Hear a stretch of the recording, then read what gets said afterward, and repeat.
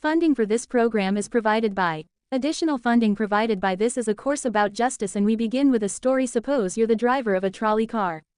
And your trolley car is hurtling down the track at 60 miles an hour, and at the end of the track you notice 5 workers working on the track. You tried to stop but you can't, your brakes don't work. You feel desperate because you know that if you crash into these 5 workers they will all die. Let's assume you know that for sure.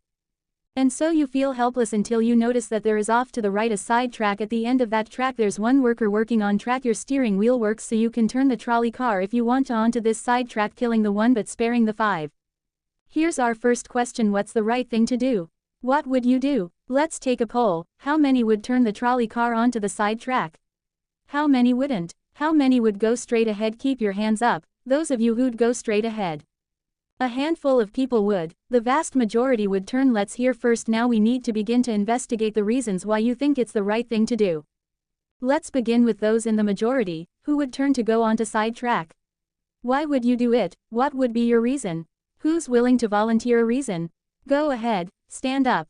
Because it can't be right to kill 5 people when you can only kill 1 person instead. It wouldn't be right to kill 5 if you could kill 1 person instead. That's a good reason. That's a good reason. Who else? Does everybody agree with that reason? Go ahead. Well, I was thinking it was the same reason. It was on 9/11. We regard the people who flew the plane into the Pennsylvania field as heroes because they chose to kill the people on the plane and not kill more people in big buildings. So the principle there was the same on 9/11. It's tragic circumstance, but better to kill 1 so that 5 can live. Is that the reason most of you have? Those of you who would turn, yes. Let's hear now from those in the minority, those who wouldn't turn. Well, I think that same type of mentality that justifies genocide and totalitarianism. In order to save one type of race you wipe out the other. So what would you do in this case? You would, to avoid the horrors of genocide, you would crash into the 5 and kill them. Presumably yes. Okay, who else? That's a brave answer, thank you.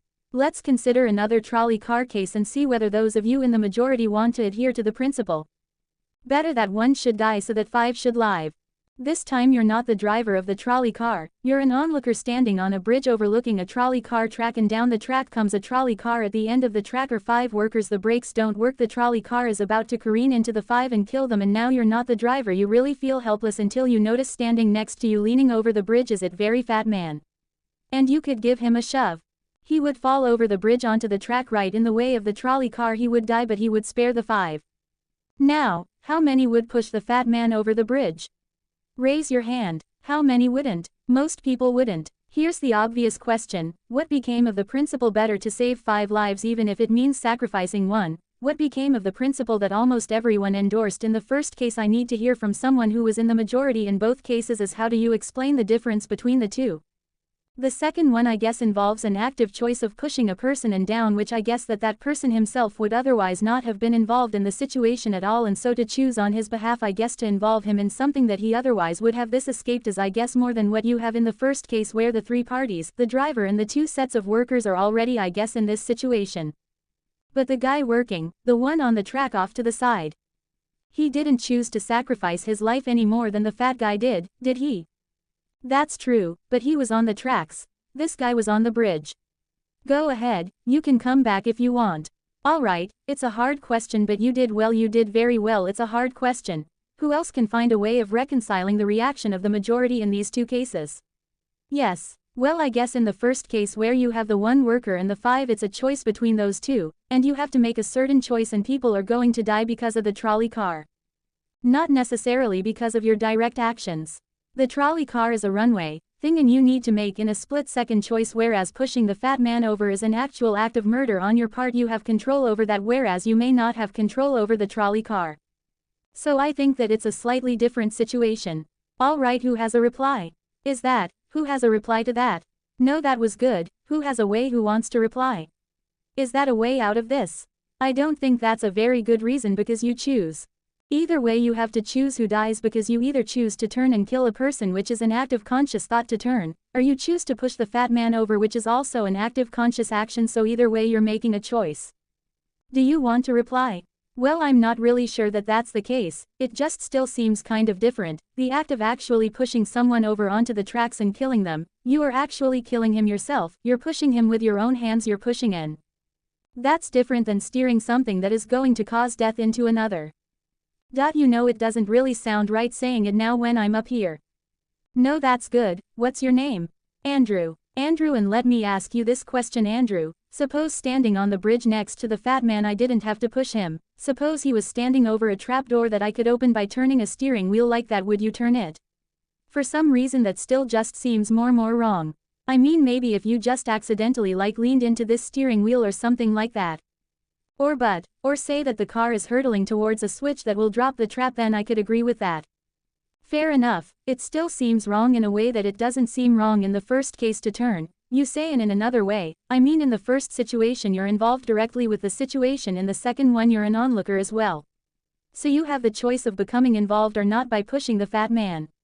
Let's forget for the moment about this case. That's good, but let's imagine a different case.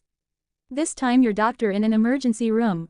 And 6 patients come to you. They've been in a terrible trolley car wreck. 5 of them sustained moderate injuries. 1 is severely injured. You could spend all day caring for the 1 severely injured victim, but in that time the 5 would die, or you could look after the 5, restore them to health, but during that time the 1 severely injured person would die. How many would save the 5 now as the doctor? How many would save the 1? Very few people, just a handful of people. Same reason, I assume. 1 life versus 5. Now consider another doctor case. This time you're a transplant surgeon and you have 5 patients, each in desperate need of an organ transplant in order to survive. On needs a heart, 1 a lung, 1 a kidney, 1 a liver, and the 5th a pancreas. And you have no organ donors. You are about to see them die, and then it occurs to you that in the next room there's a healthy guy who came in for a checkup, and he is you like that, and he's taking a nap. You could go in very quietly. Yank out the 5 organs. That person would die, but you can save the 5.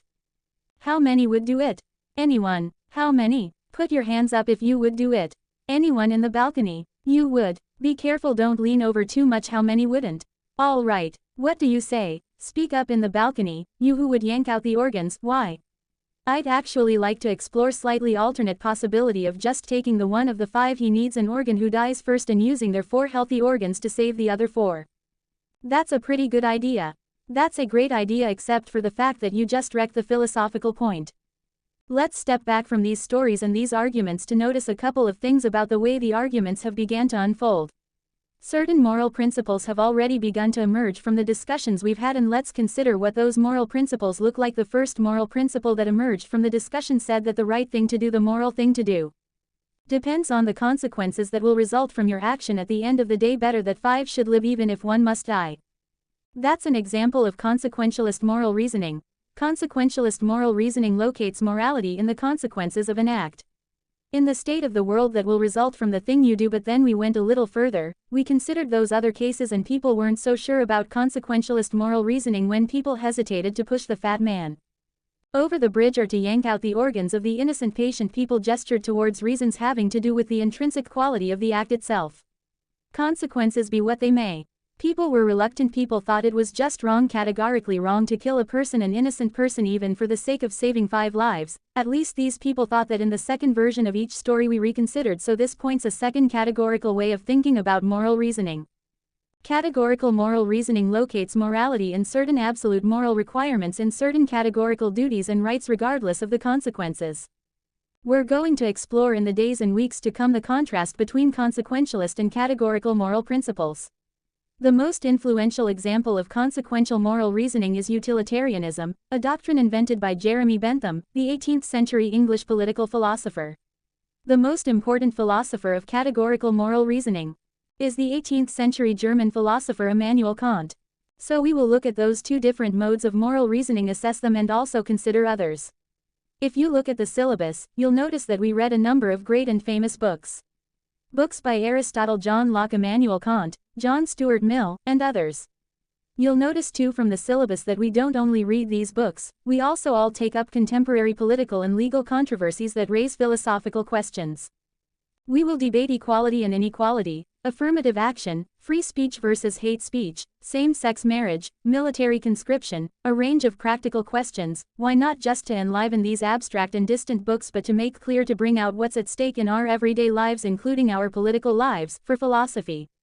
So we will read these books and we will debate these issues, and we'll see how each informs and illuminates the other. This may sound appealing enough, but here I have to issue a warning. And the warning is this: to read these books in this way, as an exercise in self-knowledge, to read them in this way carries certain risks that are both personal and political, risks that every student of political philosophy have known. These risks spring from that fact that philosophy teaches us and unsettles us by confronting us with what we already know. There's an irony: the difficulty of this course consists in the fact that it teaches what you already know. It works by taking what we know from familiar unquestioned settings and making it strange. That's how those examples worked the hypotheticals with which we began, with their mix of playfulness and sobriety. It's also how these philosophical books work. Philosophy estranges us from the familiar not by supplying new information but by inviting and provoking a new way of seeing. But, and here's the risk, once the familiar turns strange, it's never quite the same again. Self-knowledge is like lost innocence: however unsettling you find it, it can never be unthought or unknown. What makes this enterprise difficult but also riveting is that moral and political philosophy is a story, and you don't know where this story will lead, but what you do know is that the story is about you. Those are the personal risks. Now what of the political risks? One way of introducing a course like this would be to promise you that by reading these books and debating these issues you will become a better, more responsible citizen. You will examine the presuppositions of public policy, you will hone your political judgment, you'll become a more effective participant in public affairs. But